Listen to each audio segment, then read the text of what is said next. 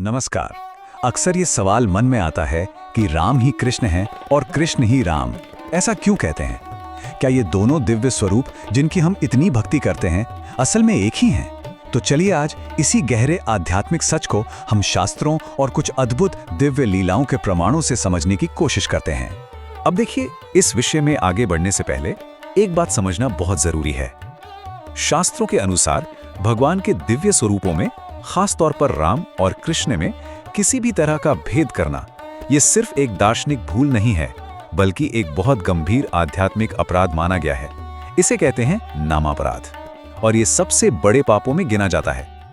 आज हम किस तरह से इस विषय को समझेंगे? सबसे पहले हम जानेंगे कि ये अपराध इतना गंभीर क्यों है। फिर हम शास्त्रों से कुछ प्रमाण देखेंगे, भगवान के अपने वचन सुनेंगे और एक दिव्य परिवार की निरंतरता पर भी बात करेंगे।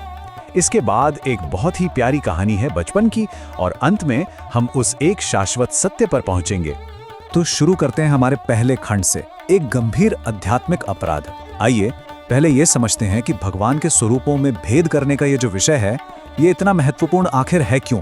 तो मूल सिद्धांत ये है कि ईश्वर के स्वरूपों में भेद करना पाप है, खासकर राम और कृष्ण के बीच। हाँ, ये बात सही है कि वराह या नरसिंह जैसे अवतार रूप में अलग दिखते हैं, लेकिन जब बात राम और कृष्ण की आती है तो शास्त्रों के अनुसार उनके दिव्य शरीर या उनके नाम में कोई भी अंतर नहीं है। अब आते हैं दूसरे खंड पर, शास्त्रों से प्रमाण। ये कोई आज की बात नहीं है या कोई नई व्याख्या नहीं है। इसका आधार हमारे प्राचीन शास्त्रों में बहुत गहराई से मिलता है। तो देखते हैं कि खुद भगवान ब्रह्मा ने इस बारे में क्या कहा है। अब ये श्लोक देखिए, इसमें जो सबसे दिलचस्प बात है वो ये है कि भगवान ब्रह्मा यहाँ राम जी को माधव कहकर बुला रहे हैं, और माधव तो भगवान कृष्ण का एक बहुत प्रसिद्ध नाम है। वो उन्हें राघव भी तो कह सकते थे, जो राम जी का नाम है, लेकिन नहीं, उन्होंने सीधे सीधे कृष्ण के नाम का इस्तेमाल किया, जिससे एक साफ और सीधा संबंध स्थापित होता है। और बात यहीं खत्म नहीं होती, ये और भी गहरी हो जाती है। जैसा कि हम सब जानते हैं, भगवान राम अपने जीवन काल में कभी वृंदावन गए ही नहीं। फिर भी ब्रह्मा जी उन्हें क्या कह रहे हैं? वृंदावन में निवास करने वाले राम।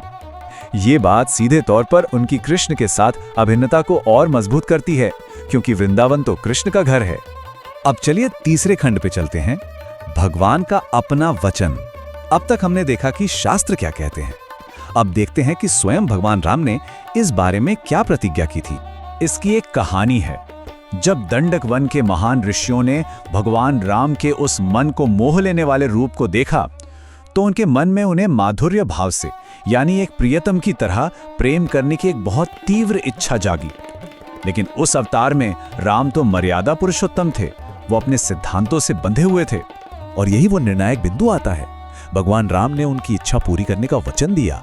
उन्होंने ये नहीं कहा कि कृष्ण नाम का कोई और आएगा। उन्होंने साफ साफ कहा, मैं स्वयं फिर आऊंगा। इन शब्दों पर ध्यान दीजिए, मैं स्वयं। ये शब्द इस बात का पक्का वादा है कि कृष्ण कोई और नहीं बल्कि स्वयं राम ही होंगे, जो उन ऋषियों की इच्छा को पूरा करने के लिए फिर से आएंगे। हमारा चौथा खंड है, एक दिव्य परिवार। अब ये देखते हैं कि कैसे एक ही दिव्य परिवार दोनों अवतारों में एक निरंतरता को दिखाता है, जो इस एकता का एक और प्रमाण है। ये स्लाइड इस निरंतरता को साफ साफ दिखाती है। शास्त्रों के अनुसार राम के जो 4 स्वरूप थे, राम, लक्ष्मण, भरत और शत्रुघ्न, वही कृष्ण के अवतार में फिर से प्रकट हुए। लक्ष्मण बलराम बने और भरत तथा शत्रुघ्न क्रमशः प्रद्युम्न और अनिरुद्ध बने। ये दिखाता है कि ये कोई संयोग नहीं, बल्कि एक पूरी तरह से सुनियोजित दिव्य लीला थी। अब हम आते हैं 5वें और सबसे मजेदार खंड पर, बचपन की एक कथा।